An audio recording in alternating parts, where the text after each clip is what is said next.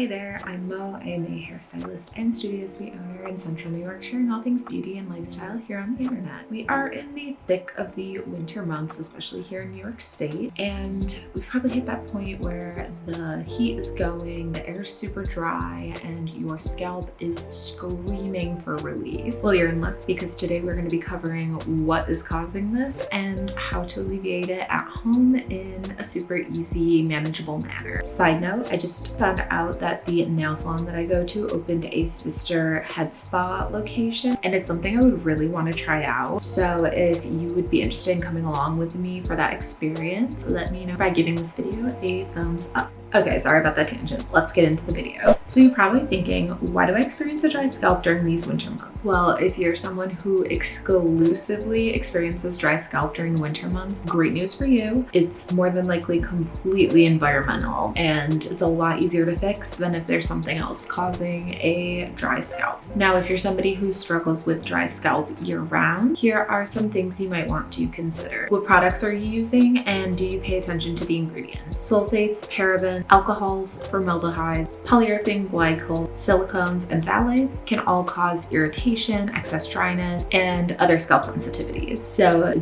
be sure you're being mindful when you're purchasing your products, and when in doubt, I recommend you purchase all of your hair care from your service provider. So double check your products, and if there's any cause for concern there, it might be a good idea to switch it up. Now, you could also have a medical reason for your excess dryness. This could include conditions such as scalp psoriasis, seborrheic dermatitis, or like excess oil buildup, or even scalp ringworm. So if you've made product swap, tried different treatments, utilized a lot of the advice I share in this video, it wouldn't hurt to schedule an appointment with your healthcare provider or a dermatologist for an evaluation, and hopefully they can give you some better guidance. So if it's just the dry winter air that's causing my dry scalp, how do I fix this? What's the best approach to alleviating this itchy, dry, flaky nastiness going on? Don't worry, I got you. And as with most of my hair care tips, we are starting in the shower. Now, I know you're freezing, and please don't hate me for this first one, but turn the water temperature down. I'm not saying ice cold showers by any means, but use a lukewarm temperature when you're washing your hair. Now, my pro tip for this is I will crank the heat. This could be seen as counterproductive, but just hear me out. So I will crank the heat, get acclimated with my body with the shower. Then once I'm ready to start cleansing my hair, I will turn it down to as cool as I can manage without being too uncomfortable. Once I'm settled in with that temperature, that's when I go in and shampoo my hair, always double cleanse using the appropriate shampoo and conditioner for my hair type. And then I will rinse my shampoo out, apply my conditioner, and I always bring a clip into the shower with me. So I clip my hair up with the conditioner in. Personally, I have naturally curly hair that is dry, so I do like to let my conditioner sit for a little longer than normal, even if I'm not doing a deep conditioning treatment. And I will clip that hair up out of the way, crank the heat back up, and then do the rest of my shower, especially if it's an everything shower. If you know, you know. Now, if the dryness and itchiness is also really prominent in the winter months, you should consider getting a gentle moisturizing shampoo, even if you only use it for,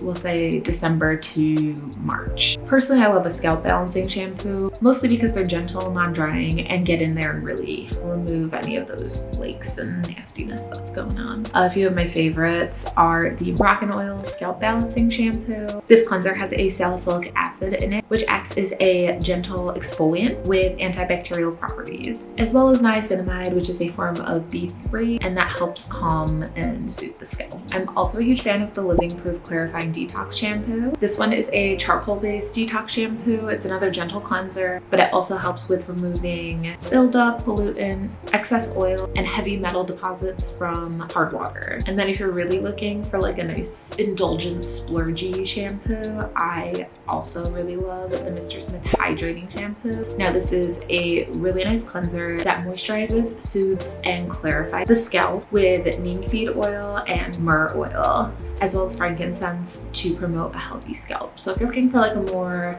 natural-based botanical and essential oil formula, I love that stuff. It also doesn't hurt to utilize a scalp scrub maybe once a week, possibly twice a week if you're like super itchy, flaky, dry, or just as needed as additional exfoliation, as well as scalp stimulation, followed by a serum to lock in hydration. So that's our shower routine and like wash day.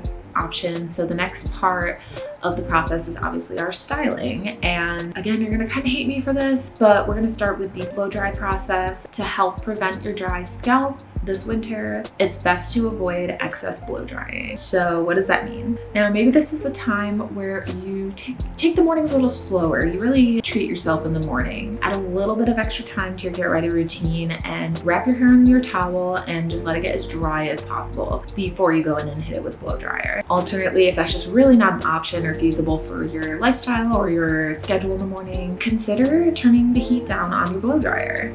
Still towel dry it enough. You want to get it about 80 to 95% dry and then go in with the blow dryer, but turn the heat down. Now, I'm not saying blow dry your hair with cool air, but don't use the highest heat setting. I know you're guilty of it. Trust me, same girl. Maybe you try to ride out your wash day for at least 2 days so that we're only blow drying our hair 2 to 3 times a week as opposed to every single day. Whatever works best for you and your lifestyle, go for it. But definitely remember to turn the heat down and give yourself a little extra time.